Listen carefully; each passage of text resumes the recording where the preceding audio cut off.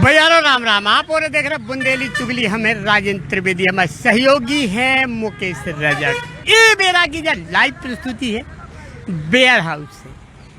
Ware house में अस्थायी कर्मचारी है जो दैनिक वेतन भोगी, वे हड़ताल पे बैठी।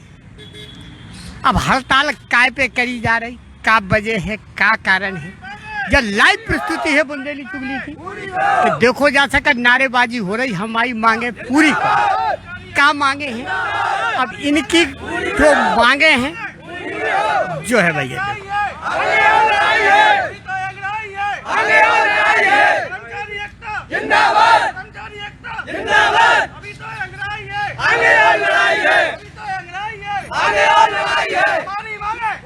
अब भैया इनकी मांगे क्या है, अब जो विस्तार से पूछ रहे भैया तना सर को थोड़ी हमारी मांगे पूरी हो।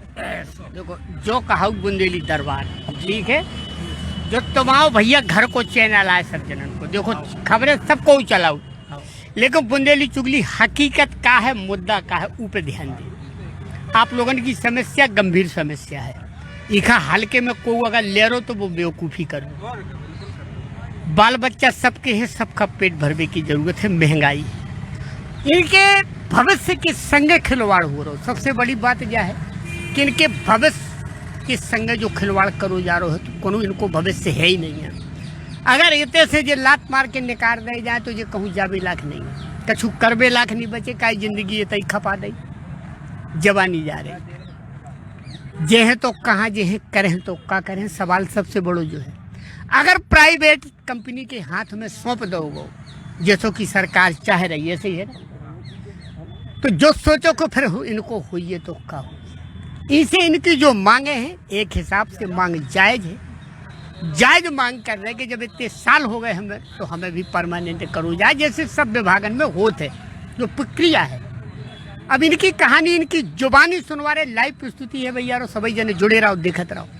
और इनकी क्या समस्या है, क्या है परेशानी, इनकी कहानी इनकी जुबानी। भैया अपना नाम का है? वीरेंद्र पटेल। पटेल साहब तुम्हारे तो वैसे ही तो दाहकंदो मचाए हो। अब बताओ आज इतने बैठ गए, कहूँ ना कहूँ तो मोरन जो लगता ही रात का कहूँ ना कहूँ हमें बैठ नहीं है।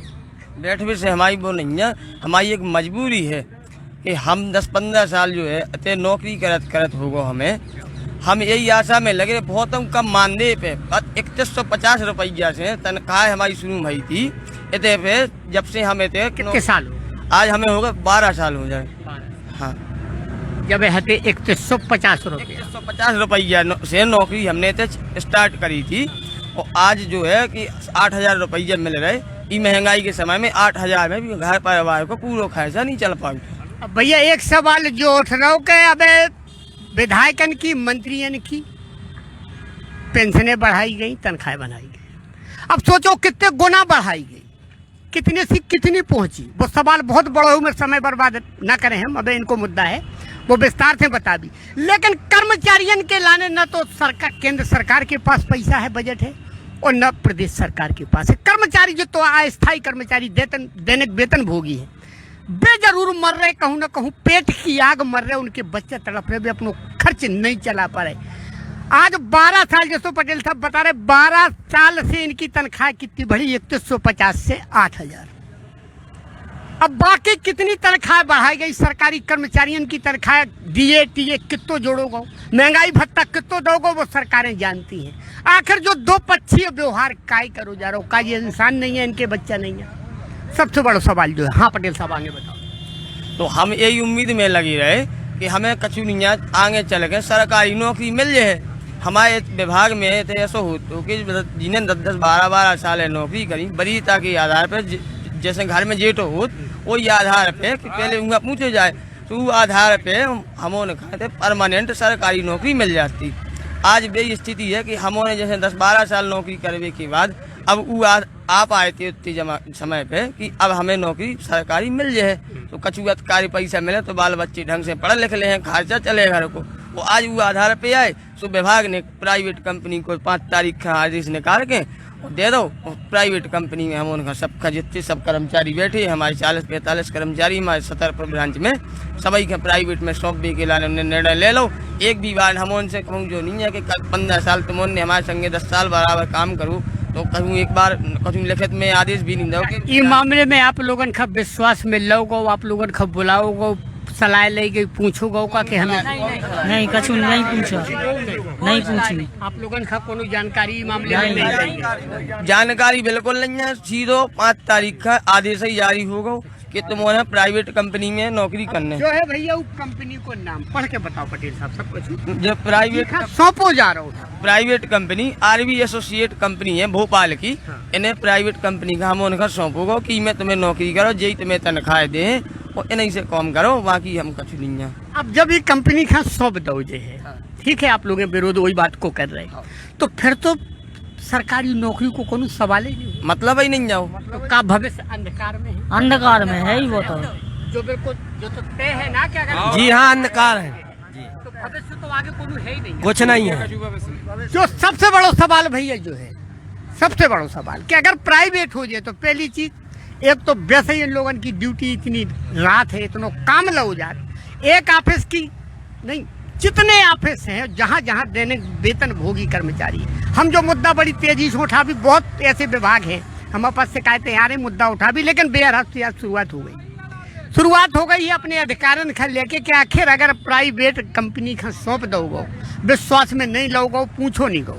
आज ये फुटपाथ पे आ चुके, फुटपाथ ही पे है, जेब बैठ गए, अब अपनी मांगन के लाने जब बैठे जरूर हैं, लेकिन जैसे कि अड़ियल सरकार है, केंद्र सरकार वैसे प्रदेश सरकार का आदेश है, केंद्र सरकार तो का इनकी मांगन पे विचार करो जे हो, अगर ना करो जे है तो फिर इनको अगलो कदम का हुई, अगर मान लो विचार नहीं करो जा रहा हो, नहीं मानी जा रही तो फिर अगलो कदम का है। हम तो आत्महत्या करवे के मूड में आ गए कि बाल बच्चे हमारे बेरोजगार है ही है, अब कछु कर सकत नहीं है। हम थे नौकरी में आए थे, हम 25-24 साल की उम्र के थे, आज हमारी उम्र 36 साल हो गई, ओवर एज हो गई, कहीं पे नौकरी भी नहीं कर सकते हैं। तो समस्या यही है, अब बेरोजगार हो जाएंगे कम, तो अब क्या करेंगे? इससे ज़्यादा बाल बच्चे हमारे बेरोजगार हो जाए, सभी बेरोजगार हो गए, बाल बच्चे मरे ही फांसी लगा के। क्या है भैया समस्या की, जैसे हमने पहले जिक्र करू है कि अगर इतने से हटे तो कछु लाख न बचे, कछु करबे लाख नहीं है, काहे कि उम्र को हुई होते, उम्र मायने रखे तो उम्र को एक दायरा होते।